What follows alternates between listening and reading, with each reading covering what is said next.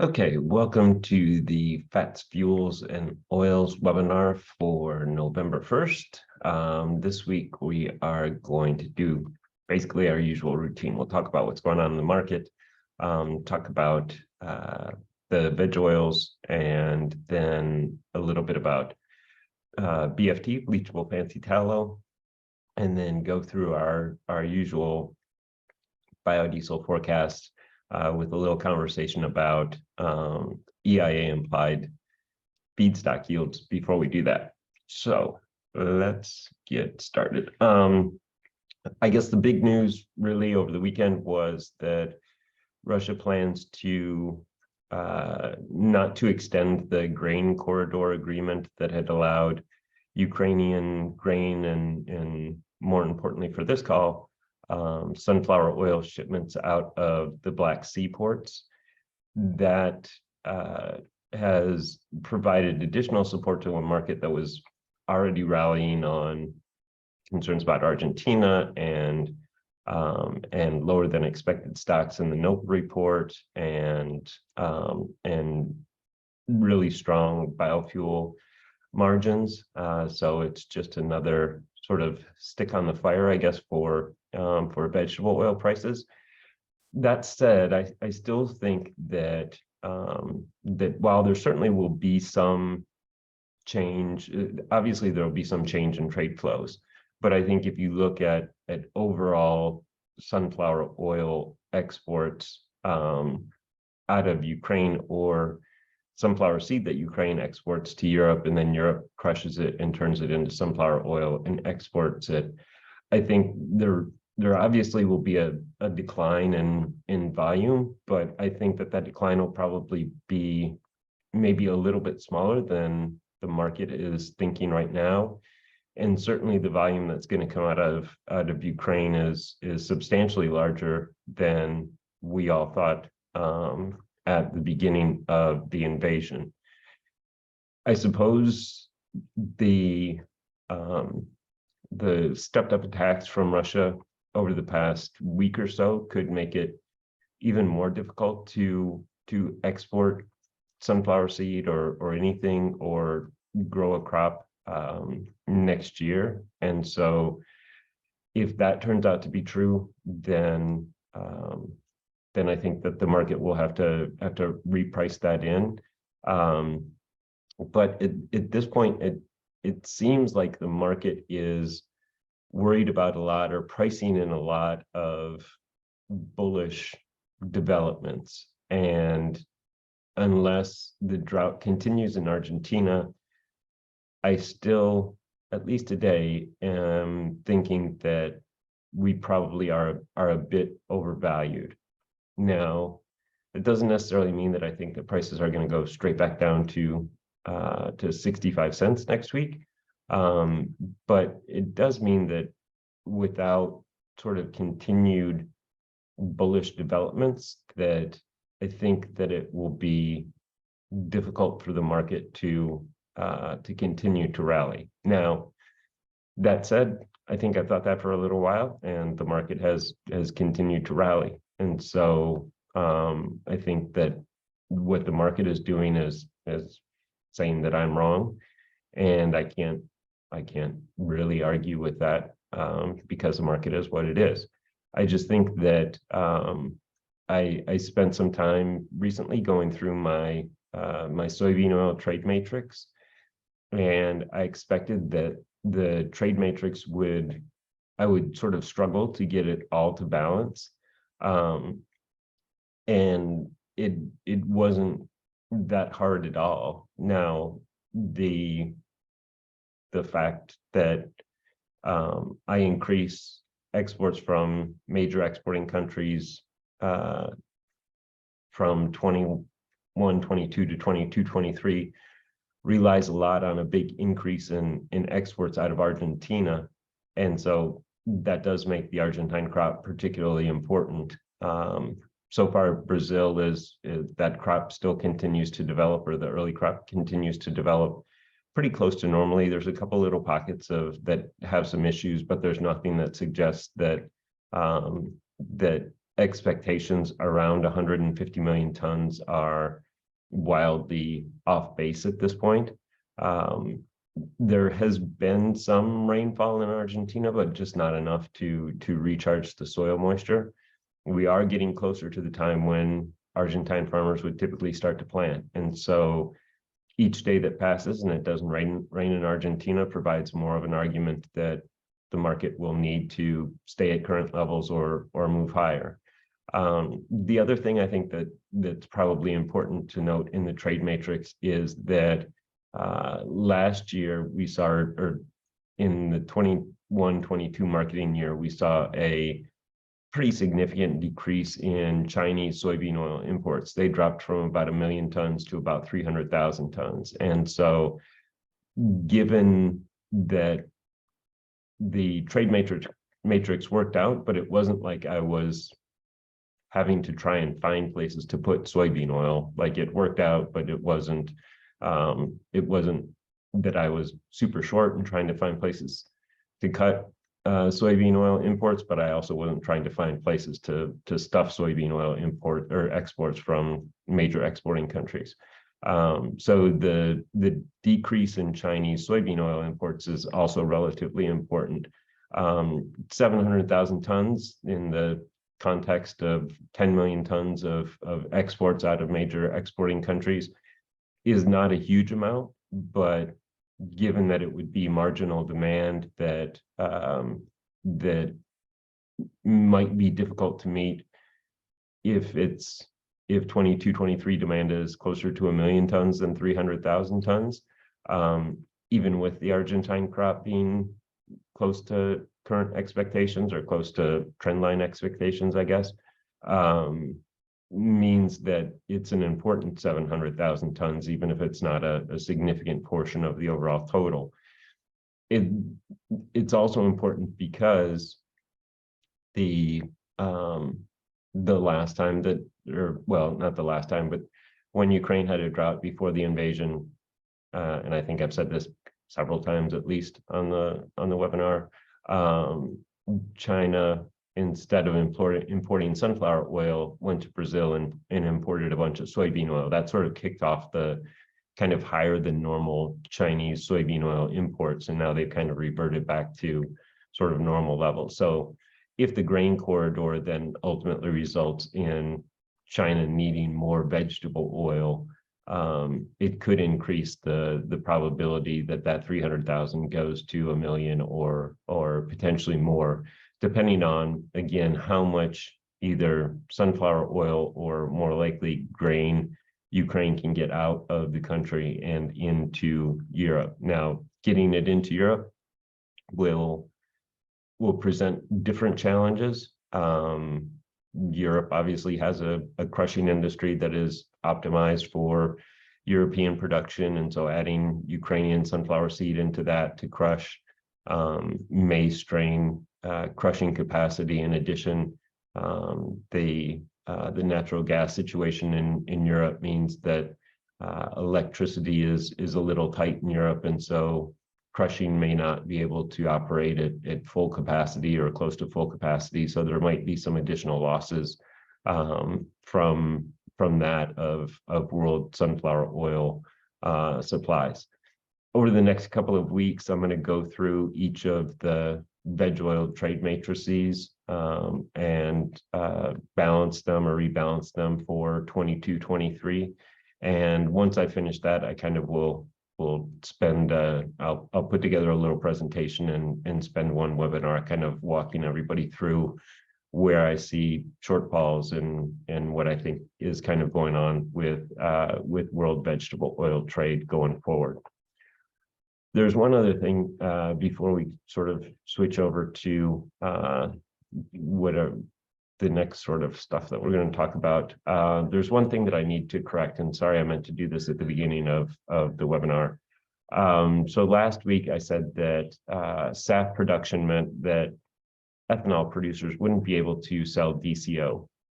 And I've tried very hard to figure out why I ever thought that, but I don't think that that's true. There's nothing that makes me think that it's true. I think that I was sort of doing a calculation and kind of thinking about it just sort of from a high level and the pluses and minuses, and I just kind of put the DCO in the minus column without necessarily thinking it through. So I apologize for that. There is nothing that I have seen so far that would suggest that that SAF production from ethanol would eliminate DCO supplies. So again, apologize for that. All right. So let's go into some of our usual stuff here. I raised the soybean oil price forecast a bit this week. That's mainly due to the movement in price, and not because I've had some change in what I believe is going on fundamentally. You can see I still think that prices kind of generally move lower over the next year, assuming that we get a South American crop that is close to trend line or close to current expectations, which is around 150 million tons in Brazil, and between sort of probably 45 or 50, but probably closer to 50 million tons in Argentina. If Argentina remains dry and we start to get planning delays beyond sort of the early season planning delays, I will start to revise this and probably will change it so that probably my initial revisions will make it look sort of flatter. And then if the dryness continues in Argentina, then we probably are back to a forecast that goes from kind of the bottom left of the chart to the upper right-hand side of the chart.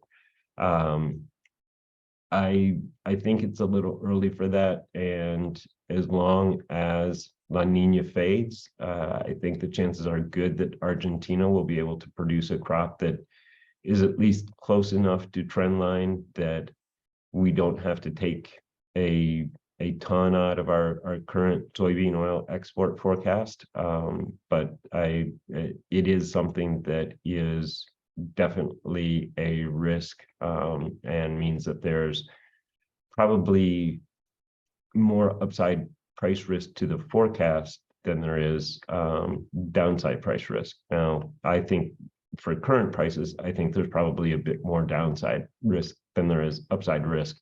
But just to the forecast in general, there's probably a bit more upside price risk than there is downside price risk. At the moment, Argentine soybean oil basis is 20 cents below the Gulf. Now, the Gulf is at historically high levels. And so a bit of that, almost half of that actually, comes from, or maybe closer to a quarter, I guess, if Gulf basis is 8.5 cents and maybe close to average Gulf basis is 3 cents. Comes from obviously strong domestic demand in the US, both from biofuel and non-biofuel. But the balance of it comes from weak Argentine basis, which is a little bit more than 12 cents under the December contract right now. So from that perspective, it seems like there's probably enough soybean oil in Argentina to meet the world's demand. And if you think about Argentina had a drought last year, a short crop, had trouble getting farmers to sell. They did, obviously, the soy dollar program was super successful, and so Argentine farmers did sell. But if you kind of laid out what has happened in South America over the last 6 months and told me kind of what's going on in the US and expectations for US soybean oil exports right now, and then just had me guess at Argentine basis, I don't think I would probably guess 12 under. So I think that that's one of the reasons that I think that potentially the rally in soybean oil prices at least may have to that it may require a lot more bullish news to get soybean oil prices to continue to move higher from these levels than otherwise. The other thing I think that is odd, and if we look at our canola oil forecast, is that the the spread between our canola oil price in Los Angeles and the and soybean oil futures has continued to narrow more quickly than expected. And so as a result of that, I cut the marketing year average for our forecast for 22-23 to 15 cents from 20 cents. And it was at like 18 cents this past week. We're just at the beginning of the marketing year, and given how quickly the spread has moved lower, it's dropped in half in a little bit more than well, in about 2 months. It was 35 cents, I think, at the beginning of August, and now it's at 18 cents. That suggests that it probably will continue to narrow. So the puzzle piece that doesn't sort of fit in all of this is that RBD soybean oil basis remains high and actually is moving higher, and the refining margin in the US is moving higher. If you look at the spread between RBD canola in Los Angeles and RBD canola in Central Illinois, that's more like 1 cent, a little bit more than 1 cent, which doesn't even cover the logistical difference between Los Angeles and Central Illinois, suggesting that actually canola oil probably is a little bit cheaper than soybean oil. At some point, that will mean substitution of canola oil for soybean oil. And it is difficult, I understand, to make substitutions by food manufacturers to their recipes, and in some cases probably nearly impossible to make adjustments. So that kind of substitution may be a little bit more difficult and may require a deeper discount for canola oil prices than we have currently. But if we sort of just kind of step back a little bit and say, okay, soybean oil prices are rallying, but soybean oil basis in Argentina is at the lower end of the historical range, certainly. The spread between soybean oil and canola oil is narrowing really quickly, more quickly than we expected.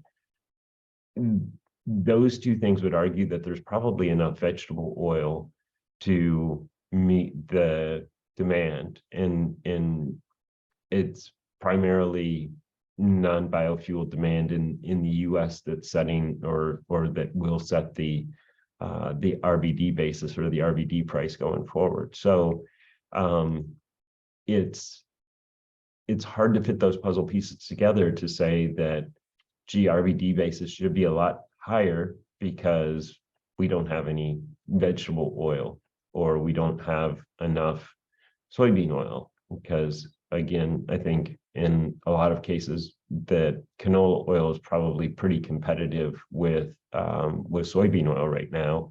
And in fact, kind of one of the themes that we used to develop our 22-23 balance sheets was the idea that canola oil would substitute for soybean oil in non-biofuel demand. So we've got soybean oil non-biofuel demand down by, I think, maybe a little bit more than or around 500 million pounds, and we've got canola oil essentially up by the same amount. Whatever the excess is there, is we expect palm oil to come in and substitute for soybean oil in the feedstock industry or in the feed industry. And so if you look at all of that stuff together, again, it just kind of makes me wonder, one, how much longer the soybean oil price rally can last, and then two, how much higher soybean oil basis can go, or at least RBD basis can go. It kind of, when the refining margin dropped below the 10-cent level, I kind of said, well, if you look back, it's sort of bounced off the 10-cent level a couple of times. If we move below that, we're probably going a little bit lower. 7 cents will be sort of the next area of support. it got down to 8 cents, and then it started to rally and is moved back above 10 cents now. And while the refining margin isn't something that I think you can say that technical analysis applies to, there are economic reasons underlying why there's strength in certain areas. And I just think that those reasons would also impact either either Argentine basis or canola oil basis as much as they're impacting soybean oil basis. There's no arguing with the NOPA data and the idea that that stocks were lower than expected, and so demand remains strong. We'll get the USDA's fats and oils report this afternoon. That'll give us some insight into whether the NOPA report was really reflected what was going on, or whether sometimes there's just a bigger difference between the NOPA stocks and the stocks that USDA report. Typically, it's around 500 million pounds or so, give or take, kind of 50 or 75 million pounds.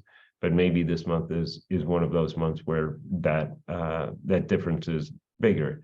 If it is bigger, then I think that RVD basis probably has to start to adjust lower again. If it's in line with the average or even a little bit below the average, then maybe that is what justifies the move in RVD basis, and also potentially justifies the weakness in canola oil, because canola oil supplies are recovering from the drought. Crush is kind of increasing, and but it's not attracting the substitution that everybody kind of thought it would. Now, the caveat to the canola oil price spread idea is that we still expect the EPA to give final approval for RIN generation from renewable diesel production before the end of the year. Anecdotally, we've heard that that there are biofuel producers that are starting to buy canola oil, and so it does seem like that is going to ramp up over the coming weeks to months, certainly, I guess, before the end of the year. I still don't think, again, that that canola oil is going to be I don't think we're going to use billions and billions of pounds of canola oil to produce renewable diesel. Even at current levels where it's profitable to use it, it still is probably one of the more expensive feedstocks, especially from a LCFS credit value perspective, even though that's kind of become less important as LCFS credit prices have fallen. So to kind of sum up all of this rambling, the market right now sort of, I disagree with, I guess, where the market is going, just based on what I look at fundamentally. But that doesn't really matter, honestly. The market is going up. And so, again, either I'm probably missing something, or some of these things that I've talked about will change and start to come around, so the puzzle pieces do start to fit together a little bit better. It's just kind of one of those times where we're going to have to wait and see, or at least I, as an analyst, I'm going to have to wait and see how things develop a little bit before I really either kind of pound my fist on the table and say soybean oil prices have to go lower, or kind of accept that, okay, the market was trying to tell me something that I missed, and I need to revise my projections, not only my price forecast, but probably some of my fundamental projections as well, based on the idea that that the rise in soybean oil prices actually reflects some fundamental changes. For palm oil, not a lot this week. Indonesia announced that they were going to extend the tax holiday through the end of, or they were going to extend the tax holiday until the reference price for palm oil rose above $800 a metric ton. They set the reference price for November at just above $770 a metric ton. So I guess at least through the end of November, unless I think in October there was a move and they changed the reference price halfway through the month. I don't really remember them doing that often, so that seems a little unlikely. But again, I guess until they do announce that the export holiday will continue, that means that Malaysian exports will face a challenge, be sort of less competitive.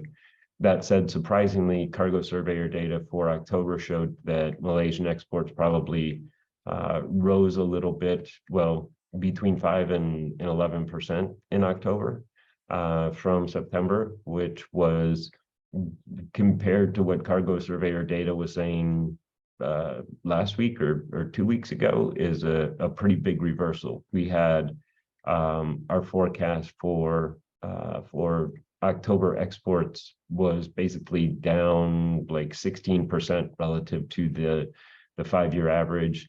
I say it that way because if you look back historically, when exports in any given month fall sort of more than 15% relative to the 5-year average, typically you see a period where exports remain weak for at least the next month, and typically for 2 or 3 months after the initial decline. And with the latest cargo surveyor data, that's only down a couple of percent from the 5-year average. So we raised our export forecast for October by 200,000 tons. For production looks like it's going to be relatively flat to September. I think we added maybe 50,000 tons to our production forecast. Didn't change any of the marketing year forecast, and we'll see what happens kind of next month with production. Typically production peaks in September or October and then falls seasonally down through January, February, March, somewhere in there. This year there is, I think, maybe some chance that the decline in production, the slope of that line is a little bit flatter than the typical year, just because I think that the Malaysian government has taken steps to resolve some of the labor issues that they've had, and based on production, it does seem like they've made some progress in that area. And so it may be that this year's seasonal decline is just a little bit lower, although the seasonal decline is due in part to just the variation in the weather pattern and how the trees produce fruit. And so it may be that we get kind of a typical seasonal decline anyway, even though the labor issues are getting better. Okay. The other thing I guess I want to say about palm oil is that the spreads continue to widen. This is another area where I've been wrong, just flat out. The nearby spread is now around 36 cents. Deferred spreads are still lower, but are creeping up towards the 30-cent level. I think the December contract is the December spread is 36 cents, and then the January spread is around 30 cents or maybe a little bit above 30 cents. We still have our forecast. Our forecast is still based on the idea that spread kind of slowly narrows through the year, but it keeps narrowing from higher and higher levels. And so again, this is another situation where if you just look at it fundamentally, you should see real substitution of palm oil for soybean oil based on a record discount. But we just kind of have not seen that quite yet. And whether the spread continues to widen or not will depend in part on how much of that substitution we start to see, and the growth in palm oil imports into the U.S. to substitute for soybean oil in the feed industry. But you can see from the forecast, we kind of have it sort of flattish to maybe slightly higher, which is at odds with what we see in soybean oil, and that's where we kind of get the narrowing of the spreads. All right. With that, let's talk about biodiesel. So this week, or on Monday, yesterday, the EIA released their monthly feedstock report and biofuel production report and biodiesel capacity reports. Just to go through biodiesel capacity really quickly because it's easy. Biodiesel capacity fell slightly, and renewable diesel capacity rose by, I think, about 100 million gallons or so, more or less, somewhere in that range anyway. And feedstock use was generally, in total, kind of in line with our expectations. For soybean oil, it was a little bit above our expectations. For some of the other things, for tallow, it was below our expectations. And I wanted to talk about tallow. We'll talk about this first, and then I'll talk about tallow. Sorry. But one of the things that I looked at is, before I had talked about the yield for the feedstock yield, the average feedstock yield, and I had compared the EIA feedstock data against the EMTS data from the EPA. And I did that because the EIA production data includes some stuff like naphtha and a couple of other minor things that aren't really biomass-based diesel. And while it's a cleaner comparison to use the same source for feedstocks and production, I thought it might be interesting just to look at what the EIA feedstock data implied if we use the EMTS data. This month, I compared the EIA data to the EIA data because I just wanted to see what the average yields look like, and also kind of look at the trend in average soybean oil use. And you can see from the chart that average yields have come down pretty substantially over the past year, or at least from if you compare any month in 2022 with 2021, the yields have been lower. Now they're starting to creep up, but you can see there's a pretty big shift down. And at the same time, you can see the gray line is average soybean oil use per gallon of production. That line is kind of relatively well correlated with the average yield line. Why is that important? Because typically we think that soybean oil and vegetable oil more broadly is more efficient at producing biofuel than fats and greases. And so these two lines should almost be inversely correlated. As soybean oil use goes up, the average yield should come down. And as soybean oil use goes down, the average yield should come up, because presumably that means that biofuel producers are using more fats and greases. Now, there are a couple of things that could potentially explain this. It could be that that the EIA doesn't include some categories, or the feedstock numbers that we sort of interpolate from when they report the little W's or dash lines or asterisks for certain categories. We interpolate those numbers, and it may be that our numbers are kind of off, and that contributes to any single month sort of deviating. But the big shift in the trend, that doesn't really explain it. The other thing is that I know that the EIA does not include co-processing in their feedstock demand. I'm not 100% sure whether they include co-processing production in their production number. But again, even if that's true, they would have, their methodology hasn't changed from 21 to 22. And so unless there was a big, huge increase in co-processing production, which based on the EMTS data, it doesn't look like there is, that might explain the change in yield. But I really don't have a great answer for why we're seeing what we're seeing here, other than the only point I can really make is that it just kind of doesn't make sense to me. There's another possibility, which is that renewable diesel producers are much more efficient than we think in converting fats and greases into biofuels. And maybe renewable diesel producers with pretreatment have different yields than renewable diesel producers without pretreatment.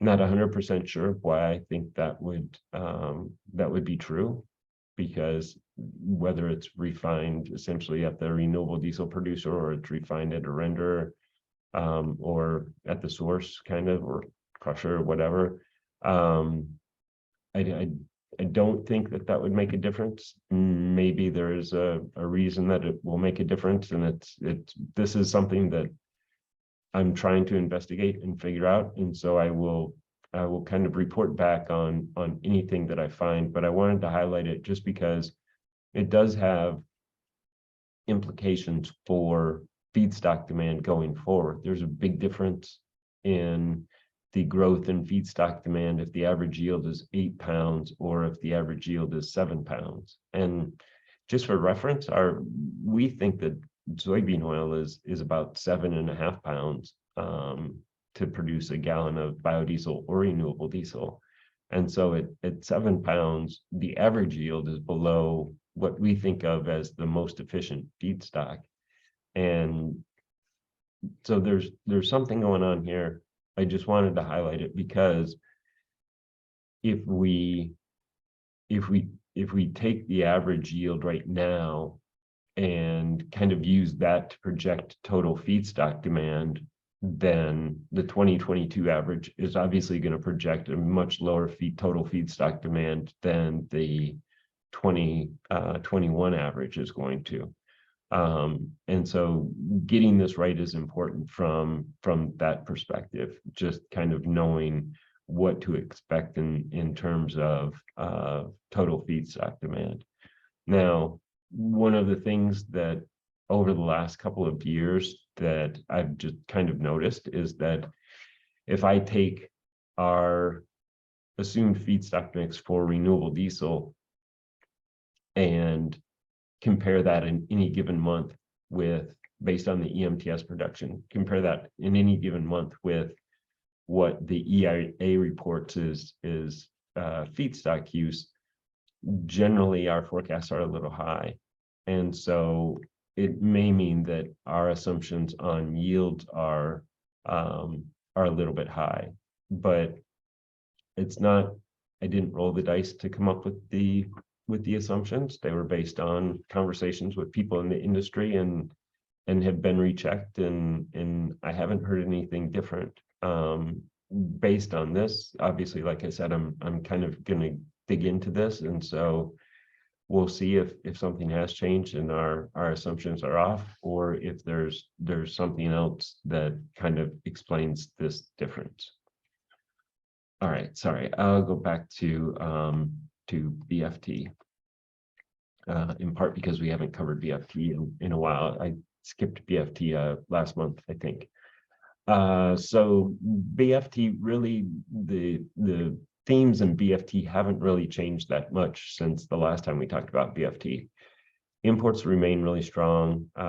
Demand from the biofuel industry has grown pretty significantly year over year, and production is up, but yields have been relatively low. And that was another thing that kind of you look at choice white grease yields, they went up. BFT yields actually went down over the past year.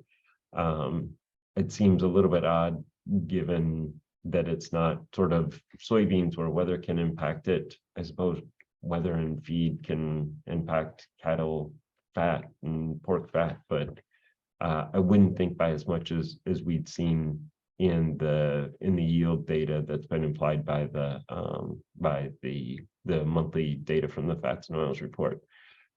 All that said, basically we expect those trends to continue into 22-23.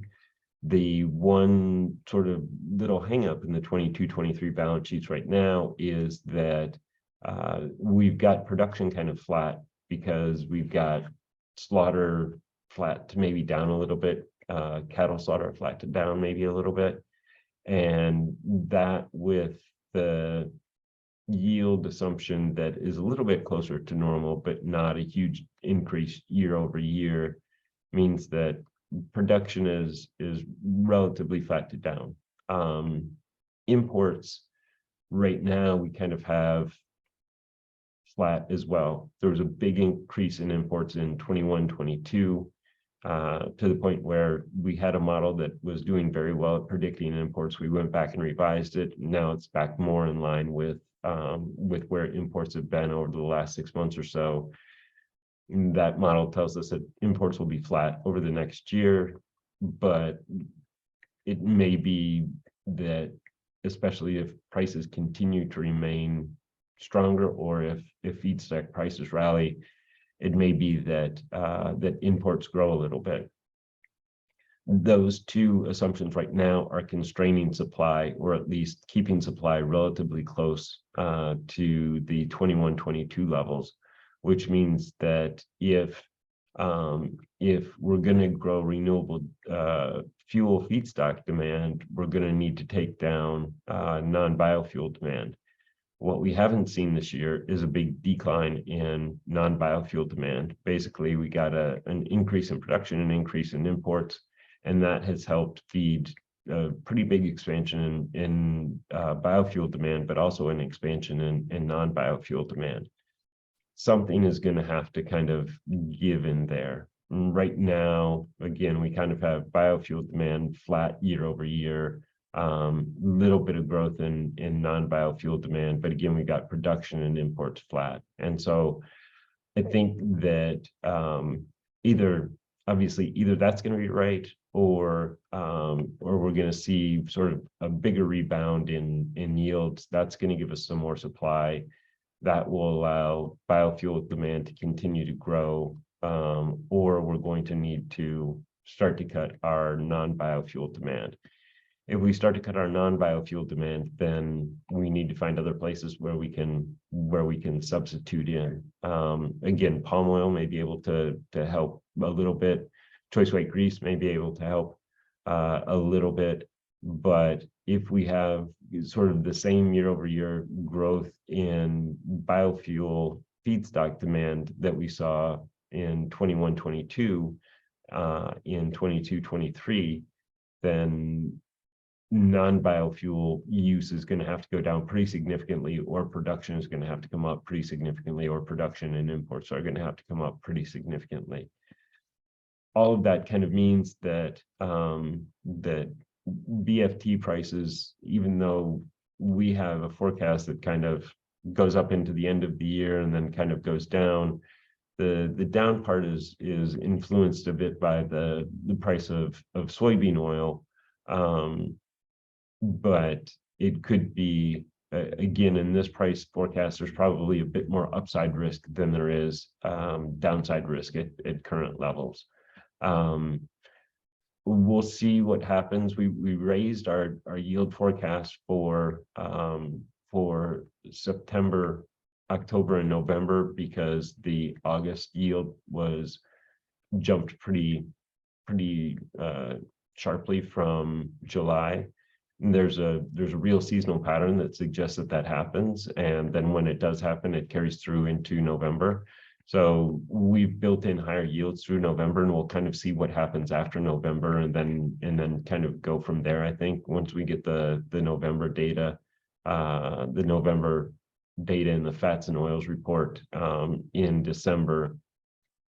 January, then we will probably revise our production forecast. And obviously, as we get in trade data, we'll compare that with our forecast and adjust that accordingly. The main point here, though, is that there is a chance that that the BFT market is a little bit short on supply. And again, while our current forecast kind of says, based on what we think the other feedstocks are going to do, and based on the fundamentals we see right now, BFT prices could move a little bit lower. I do think that there's probably more upside risk to this price forecast than there is downside risk. Okay, now let's get back to biofuel. So gross margin. So last week we saw an increase in the renewable diesel margin, and we saw a decrease in the biodiesel margin. Again, if you think of the biodiesel margin as reflecting sort of the soybean oil, the margin using soybean oil as a feedstock, and renewable diesel is the margin using fats and greases, that makes sense. We didn't see a lot of movement in fat and grease prices last week, although we did see a bit of an increase in DCO, and our renewable diesel feedstock mix assumption is 50% BFT, 25% UCO, and 25% DCO. So the cost went up a little bit on the DCO side. For biodiesel, it's 75% soybean oil and 25% yellow grease. Yellow grease price didn't really change that much, but the soybean oil price changed quite a bit. And so that offset increases in fuel values. We had renewable diesel jump above $4 for the first time in a while, and biodiesel prices without the credits rose to $3.99, so just short of $4. There's been a lot in the news lately about the heating oil shortage in the Northeast. A lot of people in the Northeast, if you don't live there and don't know, a lot of people use heating oil to heat their homes, and so it's a real concern. That's what diesel is essentially. And so it's not necessarily surprising that we're seeing a move higher in energy prices. We've got, for our energy price assumptions, we've got them holding at these levels sort of into the winter, and then kind of slowly decreasing after that. We'll see how this works out, but at least in the short term, it seems like the strength in energy prices will support margins for both biodiesel and renewable diesel. The only caveat to that is that where your assumed margins will depend on how much soybean oil you use and whether the soybean oil price rally continues, or whether fats and greases start to catch up with the move in soybean oil prices. And we've got margins sort of declining slowly into the end of the year, but we've had that, and again, this is another area where kind of the market is doing something different than we expected. And so we probably are going to take a look at where our price forecasts are missing and revise that going forward. Primarily, it's been on the energy side so far. Energy prices have just been significantly stronger than we thought they would be at this point. Once crude oil started to break, we kind of thought, we didn't think that crude was going back to 40, but we thought that it probably would stay a little bit lower than it has. And so I think that's really been the main surprise, and we're playing a little bit of catch up on our energy price projections. For our RIN price forecast, this hasn't really changed that much from last week. The model wanted to take RIN prices a little bit lower this week. But based on the average for October and where prices are now, it seemed to make more sense to adjust it so that that there wasn't a lot of change again week over week, and we still have kind of the same basic philosophy built in here, where the D6 D4 spread narrows a little bit into the end of the year and then widens at the beginning of next year before narrowing again at the end of next year. I talked, I think, last week about the fact that the 2023 spread was already a little bit more narrow than the 2022 spread. So once we really have a very good sense of where we think that spread is going to start the year, then we may adjust our, we will adjust our forecast as long as the spread is narrower than we're currently projecting. We'll adjust our D6 forecast, and that will probably imply a little bit higher D4 prices in the first part of 2023. And finally, our LCFS credit price, we didn't adjust at all. It still kind of continues to sort of asymptotically move towards the $60 a metric ton level. And we'll see whether it holds at that level or it kind of continues on its way lower. Again, there have been other times, and you can see them in the chart, where we have had sort of this flattening out of prices, and then they have kind of continued to head lower.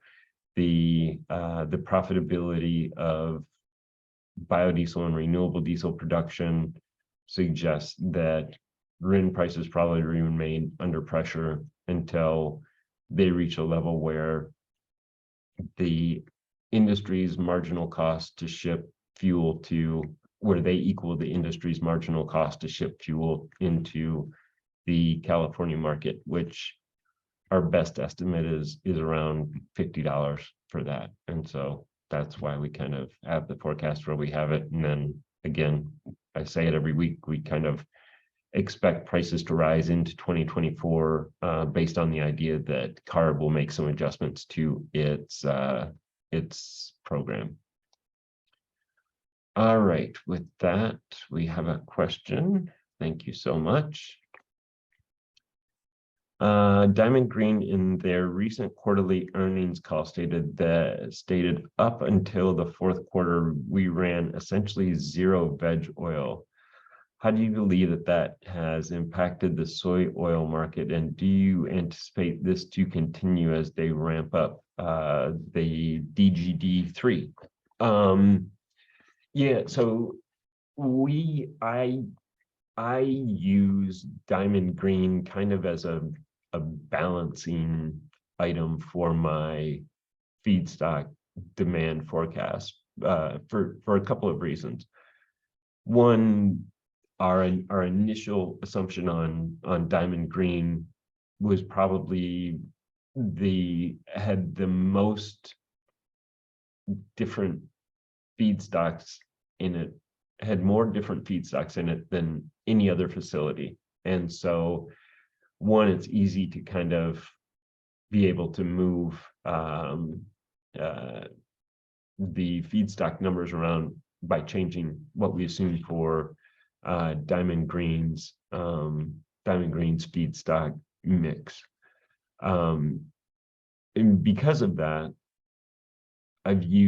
they have become sort of the residual soybean oil column almost for the entire industry. And that's not entirely true, but there's a lot of times, especially when I started to do this, and especially sort of a couple of years out, when fat and grease supplies become tighter relative to feedstock demand, then it's easy to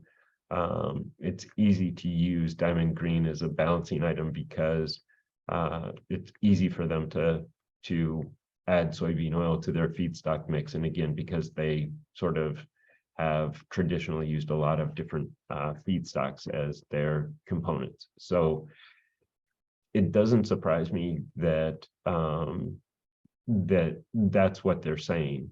And in fact, as we have gotten data from the EIA, and I haven't gone through and balanced the most recent data that we've gotten from the EIA all the way through, but what has happened has been that I have generally come into any individual month with some amount of soybean oil in Diamond Green, and when I get through balancing, I am at or very close to zero soybean oil for Diamond Green. So I think it's a bit of a happy coincidence, but I guess what it really means is that as we kind of go through and balance everything off, we don't really need or haven't yet needed the volume of soybean oil that it looked like we needed sort of, a year ago or 6 months ago when we kind of project forward. It may be that that there is it may be that soybean oil ends up someplace else, and Diamond Green uses a little bit more, whatever, yellow grease or DCO or UCO than we estimate, and a little bit less soybean oil. And when I say a little bit less, we're not talking about even 10 million pounds of soybean oil a month. I think for most months, our Diamond Green assumptions are now down to either zero or very low numbers. It may be that whatever number we had in there before we get the data, the soybean oil ends up someplace else, but it doesn't necessarily, again, surprise me that at least in the past, that they haven't used any soybean oil. Now, again, as we go forward, and kind of as I talked about when I was talking about BFT, we are going to reach a point where fat and grease use for feedstocks is essentially as much as can be used, either because production can't increase, or that's obviously part of the reason production can increase. So biofuel producers have to start pulling to increase fat and grease supply that's available to them. They have to start pulling it out of other industries. There are some industries that it's probably relatively easy to pull from. So the feed industry, and that's why we assume the palm oil substitution. The feed industry is one where I think that's going to make a lot of sense, and that's going to provide some fat and grease supply that may allow fat and grease usage to grow a little bit more than we're projecting. But they're going to hit a hard stop at some point, and that point is when they're going to start to compete against oleochemical companies and other companies where BFT or whatever the fat and grease is just a minor portion of the overall cost structure. So the DGD expansion will have a significant impact on the feedstock markets because it's a fairly large facility. And I don't know that it is the one that sort of tips the feedstock markets into that mode where they can't really buy any more market share, essentially.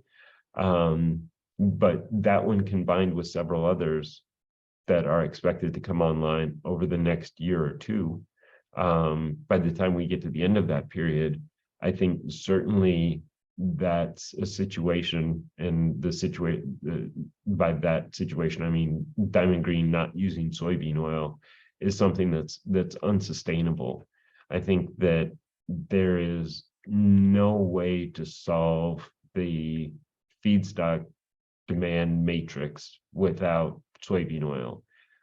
If you read the biofuel article this week, I focused a lot on soybean oils contribution to the overall feedstock mix. In part, that's because I started to write that as the soybean article, and then kind of as I got into the yield stuff, kind of figured it made a better biodiesel article than a soybean oil article. But soybean oil currently accounts for 40%, more than 40%, 45% of total feedstocks that are used in biofuel production. And so that's where we are today, where Diamond Green isn't using any soybean oil. As feedstock demand continues to increase, unless there is a way that we can substantially increase fat and grease production or fat and grease imports into the US, soybean oil use is going to have to increase. And I would assume that that would include Diamond Green at some point. And I think that based on where they're located, that it would be relatively easy for them to include soybean oil in their feedstock mix, which is kind of also part of the reason that I use them as a balancing item. So it doesn't surprise me that that's what they said. I think that's been pretty close to our experience with the monthly feedstock data. I don't think that that is something that can continue on forever. Now, I think that it's very difficult to pinpoint a month when we flip to, okay, now we need to start, for every gallon that we increase production, we're going to need to essentially add 7.5 pounds of, or whatever the yield is, of soybean oil to the feedstock demand to meet that growth in production. It's hard to know exactly where that point is, but I think we're going to get there. The only, in addition to sort of changing trade flows and importing more of this or more of that, or importing biofuel from other countries, the only other thing that I think is possible that is also hard to know is the supply of UCO and the potential for UCO to come from areas that are outside of what we typically think of as UCO sources, like food manufacturing in restaurants and that kind of thing. That's where we typically think of UCO as coming from. There may be other sources where UCO can come from. At this point, I don't think that they're going to be substantial sources of UCO, but I also don't know a ton about that stuff. And so it is something else that I'm trying to kind of figure out and build into my forecast. But unless there is a big, vast pool of UCO out there somewhere in the US or even outside the US, then soybean oil is going to have to be part of the answer at some point in the future as we expand our renewable diesel capacity, and I guess really as we expand total biomass-based diesel capacity, right? At some point, we're going to be expanding renewable diesel capacity and cutting biodiesel capacity so that overall capacity kind of remains unchanged. But as we grow total capacity, there's going to come a point where soybean oil is going to have to be used. Do you believe UCO prices will fall if Asian UCO starts entering the US market? If so, how much? It appears to be trading at about 47.5 cents in the EU market. The biggest problem with Asian UCO, and I don't mean this as I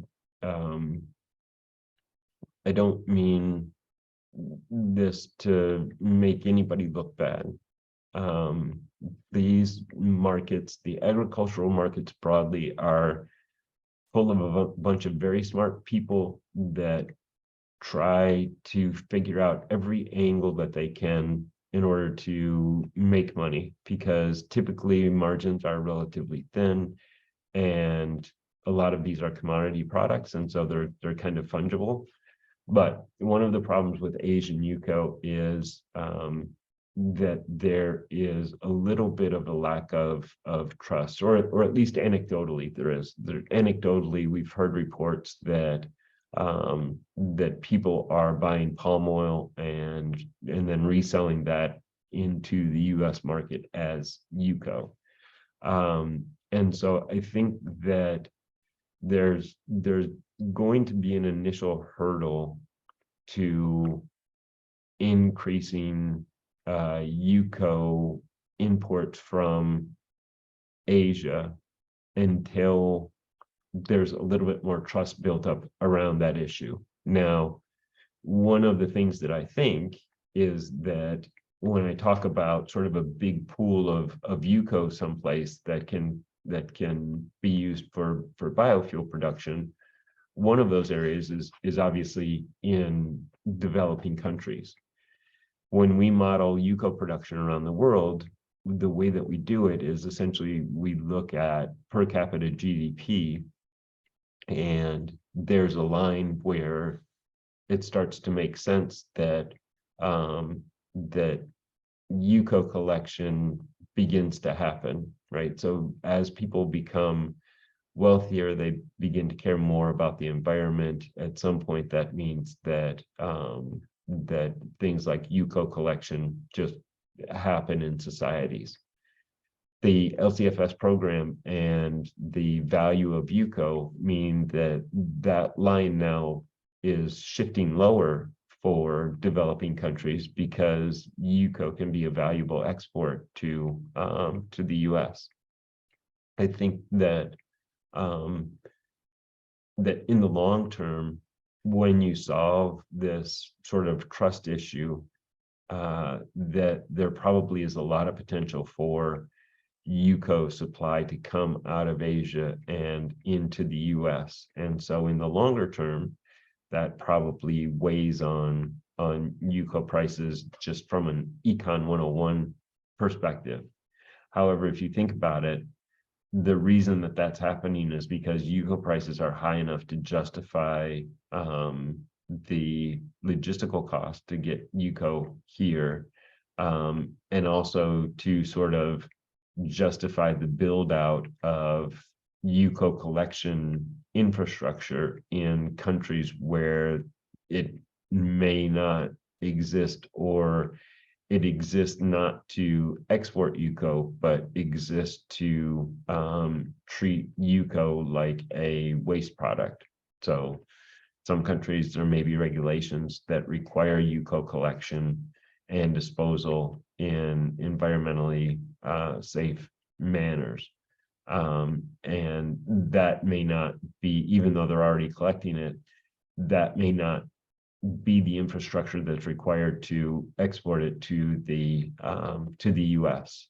And so I don't think that Asian UCO supplies are going to ride into the market on a white horse and keep prices low for end users.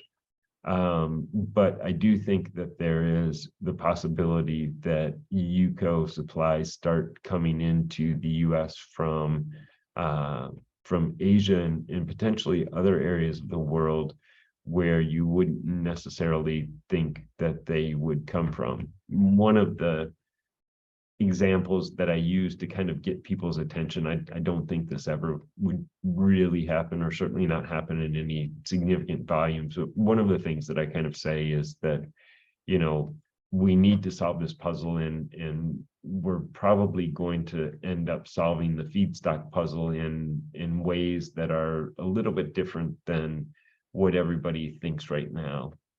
Even what I think, my answer to a lot of this is we're going to have to use a lot more soybean oil, and it's more likely that while we do use more soybean oil, there probably will be other creative ways to solve the feedstock puzzle. And so one of the things that I say to sort of get people's attention and make them think about different ways that that the feedstock puzzle might be solved is to say that maybe we start importing UCO from Europe. Now, again, I don't really think that happened, but it's the kind of thing that will make people start to think about different ways that that puzzle can be solved, rather than just doing what I'm doing, which is saying, oh well, we're gonna use a lot more soybean oil, because I do think ultimately the answer is probably going to be a little bit more complex than that. But it's very difficult to kind of predict what those things are going to be. That said, I do think that that UCO imports from Asia essentially or eventually will be part of that solution. As palm increases into feed, do you forecast price of yellow grease declining as feedstock supply could be less tight? That's a good question. So I think that if you're going to take if you're going to add palm into feed, it's probably going to be because the components of feed that it's replacing, yellow grease, in part, is being used or is more valuable is something else other than feed. So in the situation where palm oil increases into feed, it's probably more because yellow grease has already been pulled out of feed, or priced out of feed, maybe is a better way to say it, and palm oil just makes more sense. If there's more supply of yellow grease available, it could have a modest impact on yellow grease prices, and probably a little bit of a short-term impact on yellow grease prices. And by short-term, I don't mean weeks or months. I mean, maybe it takes a year for it all to kind of sort back out, if you get a relative decrease in yellow grease prices, because we're using it as a component in feed production. So I don't know that I think that it will have a substantial increase or substantially decrease the price of yellow grease. Again, maybe it could a little bit in the short term, but just because generally the reason that palm oil would start to work is either that palm oil is super cheap, which, okay, palm oil is cheap relative to soybean oil, but it's not kind of historically low priced. So it doesn't necessarily just kind of, people aren't going to wake up and say, oh, let's start to use palm oil because the price is so low today. It's going to be well, yellow grease prices are high, and so let's substitute palm oil. The reason that yellow grease prices are high is because the demand is relatively high, particularly for the growth in new demand. And so those people are probably happy to take it at current prices, because the new demand is probably happy to take it at current prices because it works economically for them, and that's why the price is where it is already today.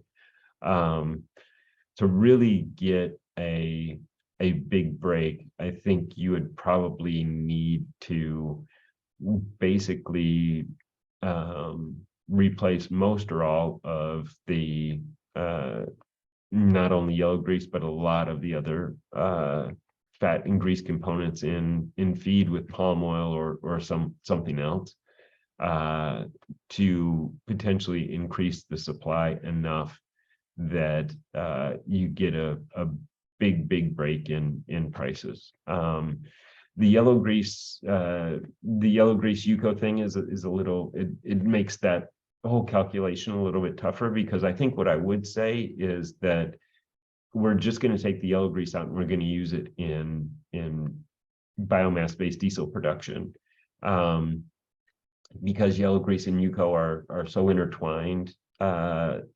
When we do our split out of the EIA feedstock demand, we've essentially split the yellow grease out into UCO and into yellow grease consumption based on some assumptions that we make. And so the UCO demand for renewable diesel and biodiesel is very strong, and I don't think that there's any doubt about that. I feel pretty confident in those predictions. Yellow grease demand in that area is weaker, but I think that there's less confidence in those numbers, and not only is there could those numbers already be higher, but in addition, if there was additional supply, they could also be higher. So again, I don't think that this is a bit like the previous question, where I think, yeah, there might be some price relief, but I don't think that it will be a super big decrease, and it may be relatively short-lived until kind of the market rebalances, and I assume the market would rebalance for yellow grease with just more use in biofuel production. Okay, great questions. Thanks everybody for attending, and thanks for hanging out for an hour and 15 minutes. I apologize that these just seem to keep getting longer and longer, but I really appreciate it. I really appreciate your time and the fact that everybody attends each week, and I really appreciate the questions. So everybody have a great week, and I will talk to you all next Tuesday.